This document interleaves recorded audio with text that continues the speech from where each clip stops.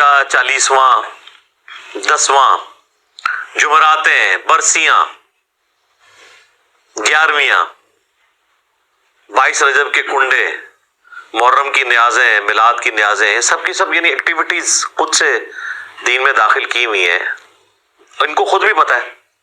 اب تو نوبت یہاں تک آ گئی ہے کہ ایون 40ویں کے کارڈ چھپتے ہیں، جس طرح آپ کی شادی کارڈ ہوتے ہیں، اخبارات کے اندر بڑے بڑے اشتہارات چھپتے ہیں۔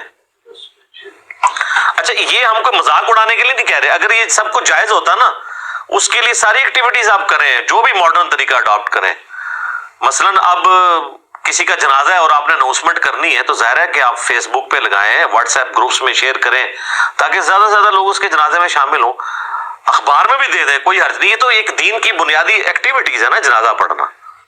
ہم ادر دین وہ باتیں کر رہے ہیں کہ نبی علیہ السلام کی مبارک 3 بیٹیاں جوان شادی شدہ آپ کی مبارک زندگی کے اندر فوت ہوئی، آپ نے کسی کا تیجا 40واں 10واں نہیں کیا، بلکہ آپ یہ جو لوگ کر رہے ہیں ان سے صرف سوال پوچھیں کہ نبی علیہ السلام نے اپنی کس بیٹی کا تیجا 40واں 10واں کیا، تو آگے اس کی جو شکل بنے گی نا، اس سے آپ آئیڈیا لگا لیں کہ اس کے پلے کوئی شے نہیں ہے، وہ خود ہی کہے گا جی وہ تو کوئی اس طرح تو نبی علیہ السلام نے تو نہیں کیا۔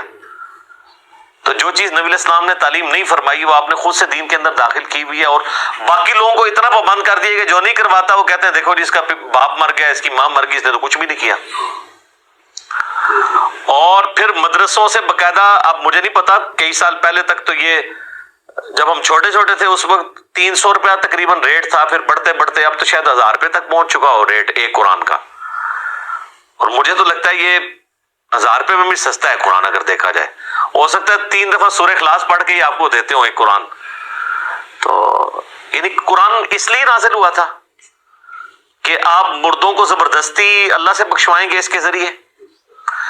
آپ کے پنجاب میں ایسی جگہ بھی ہیں جہاں پر 40 دن کے لیے خیمہ لگ جاتا ہے قبر کے اوپر، اور شفٹوں میں حافظ قرآن پڑھ رہے ہوتے ہیں، اور ان کا یہ عقیدہ ہے کہ بھی جیسے ہی لوگ یہاں سے ہٹتے ہیں نا، پھر فرشتے آتے ہیں سوال کے لیے، وہ کہتے ہیں 40 دن آتے رہیں گے، تنگ آ کے چھوڑ ہی دیں گے۔ ہاں ٹھیک ہے نا، وہ 40 دن پورے کرواتے ہیں۔ اس لیے میں کہتا ہوں کہ جی قرآن تو امتیوں نے ایسا پڑھا ہے کہ نعوذ باللہ صحابہ کو بھی شرمندہ کرے۔ بھئی کسی صحابی کے مرنے پہ تو 40 دن تک تو کوئی قرآن نہیں اس کی قبر پہ پڑھتا ہوگا، یعنی امت نے سلف کو بھی شرمندہ کر دیا ہے، خلف نے سلف کو شرمندہ کر دیا ہے، اتنا زیادہ قرآن پڑھا ہے۔ اور ان لوگوں کی قبروں پہ جنہوں نے اپنی زندگی میں قرآن کو اتنا سیریس نہیں لیا کہ وہ قرآن پڑھ کے دیکھیں کہ اللہ تعالیٰ ہم سے کیا ڈیمانڈ کر رہا ہے، ان کے بارے میں تو اکثریت کی تو یہی حالت ہونی جو سورۃ الفرقان میں آیت نمبر 30 کے اندر وقال الرسول یا ربی ان قوم اتخذوا هذا القرآن مہجورا، رسول اللہ شکایت کریں گے کہ میری امت نے قرآن کو پیٹ کے پیچھے ڈال دیا تھا، میری قوم نے قرآن کو پیٹ کے پیچھے ڈال دیا تھا۔ صحیح مسلم میں حدیث ہے القرآن حجت لک او علیک، یا قرآن تیرے حق میں حجت ہوگا یا تیرے خلاف حجت بنے گا قیامت والے دن۔ تو یہ بڑا خطرناک معاملہ ہے۔ بھائی قرآن آپ نے خود کھول کے دیکھا نہیں ہے، بڑا کہا جاتا ہے جی قرآن سب سے زیادہ پڑھی جانے والی کتاب ہے، لیکن قرآن سب سے زیادہ بغیر سمجھ کے پڑھی جانے والی کتاب ہے، یہ اس کا تاریخ پہلو ہے۔ آپ کوئی اخبار اور میگزین بھی بغیر سمجھ کے نہیں پڑھتے۔ آپ دیکھیں پرانے زمانے میں جو بوڑھے پڑھ لکھے نہیں ہوتے تھے نا، تو وہ دکانوں پہ جا کے نا کوئی ایسا بندہ ڈھونڈتے تھے جو اردو پڑھ سکتا تھا، تو اسے اخبار دے کے کہتے تھے کہ پڑھ سنا آج کیا خبر میں ہے۔ لیکن وہ جن بابوں کو آپ یاد کرتے ہیں نا، ان بابوں کے بارے میں آپ کو یہ کبھی نہیں ملے گا کہ انہوں نے کبھی قرآن پکڑ کے مولوی کو دیا ہو کہ پڑھ بتا مجھے بتا اللہ نے کیا لکھا ہے۔ بزرگ ساڈے ماشاءاللہ جتنے بڑے پرہیزگار سے سانو پتہ ہے، لوگ ویسے بزرگوں کو یاد کر کر کے روتے ہیں۔ اسلام نے جتنا اچھا دور یہ دیکھا ہے نا صحابہ تابعین تبع تابعین کے بعد، پچھلی 1000 سال تاریخ میں اسلام پہ اتنا اچھا دور نہیں آیا کہ ہر بچے کے موبائل میں قرآن بخاری مسلم ترجمے کے ساتھ موجود ہے۔ ہمارے تو بزرگوں نے کیا، ان کے ٹیچرز نے جن سے وہ قرآن پڑھا کرتے تھے وہ بھی خالی ناظرہ ہی ہوتے تھے، ان کو پتہ ہی نہیں تھا کہ قرآن کے اندر کیا لکھا ہوا ہے۔ بہرحال یہ یعنی اس طرح کی رسومات چل رہی ہیں، اور باقاعدہ آپ دیکھیں میت کے اوپر وہ سوگ کرتے ہیں۔ سوگ تو ٹھیک ہے، بخاری مسلم میں حدیث ہے کہ میت کے اوپر 3 دن سے زیادہ سوگ نہیں ہے، سوائے بیوی کے وہ اپنے خامند کے مرنے پہ 4 مہینہ اور 10 دن سوگ کرے گی. 3 دن سوگ کرنا ہے آپ نے، بالکل وہ تو درست ہے.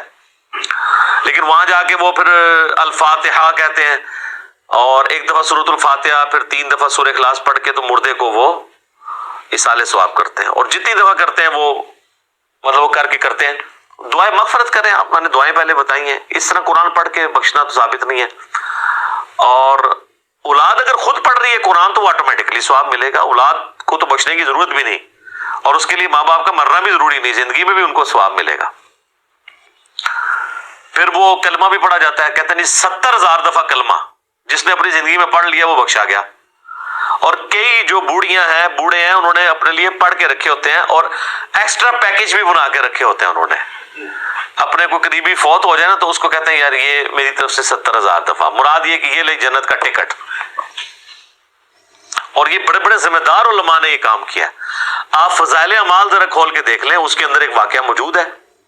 نبی الاسلام کی وفات سے آلموسٹ 650 سال کے بعد کا یہ واقعہ ہے، کیونکہ وہ شیخ قرطبی جو ہے وہ ان کا ٹائم پیریڈ یہی بنتا ہے. وہ کہتے ہیں جی شیخ قرطبی کا بیان ہے. شیخ قرطبی کو بھی بیچارے کو نہیں پتا ہوگا، اس کی طرف ایک منسوب ہے. شیخ زکریا کاندھلی فضائل اعمال میں لکھتے ہیں کہ انہوں نے نا وہ ایک ایسے نوجوان سے ملے کہ جسے کشف ہو جایا کرتا تھا کہ کون جنت میں ہے اور کون جہنم میں. اللہ اکبر. صحابہ کو نہیں ہوتا تھا. آپ حدیث سن چکے ہیں بخاری مسلم کی کہ وہ نبی الاسلام کی برکت سے وہ جو 2 قبر والوں کے اوپر جو ٹہنی کی وجہ سے عذاب کی تخفیف ہوئی، صحابہ کو نہیں پتا چلا کہ اس کے اندر کیا ہو رہا ہے. حضور نہیں بتایا. بلکہ مسلم شریف میں تو الفاظ ہیں آگے کہ میں نے ارادہ کیا کہ میں اللہ سے دعا کروں کہ تمہیں عذاب قبر سنوا دے، لیکن پھر مجھے ڈر ہوا کہ تم اپنے مردوں کو دفنانا چھوڑ دو گے. تو صحابہ نے تو سنا بھی نہیں، دیکھنا تو بڑی دور کی بات ہے. بخاری اور مسلم دونوں میں حدیث ہے. ایک مدعم نامی غلام تھا حضور کا، جو آپ کی سواری کا کجاوا کسا کرتا تھا. غزوہ خیبر کے موقع پر ایک نامعلوم تیر لگا اور وہ شہید ہو گیا. صحابہ نے کہا یہ تو سیدھا جنتی ہے، حضور کا خدمت گزار ہے. ظاہر ہے جی ہم بھی ہوں تو یہی کہیں. آپ فرمایا تم جنت کی بشارت دے رہے ہو. اس نے مال غنیمت سے ایک چادر چوری کی تھی، اللہ نے مجھے دکھایا وہ آگ کی بنا کے اس پہ ڈال دی گئی ہے.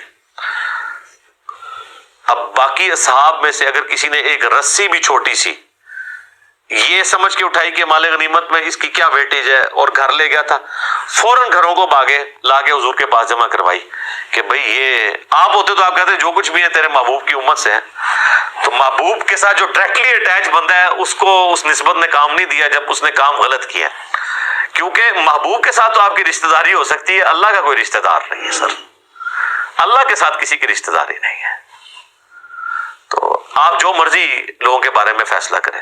بال وہ شیخ قرطبی کہتے ہیں کہ جی اس نے نوجوان نے چیخ ماری، اس نے کہا میری ماں کو جہنم کی جانب لے کے جا رہے ہیں فرشتے.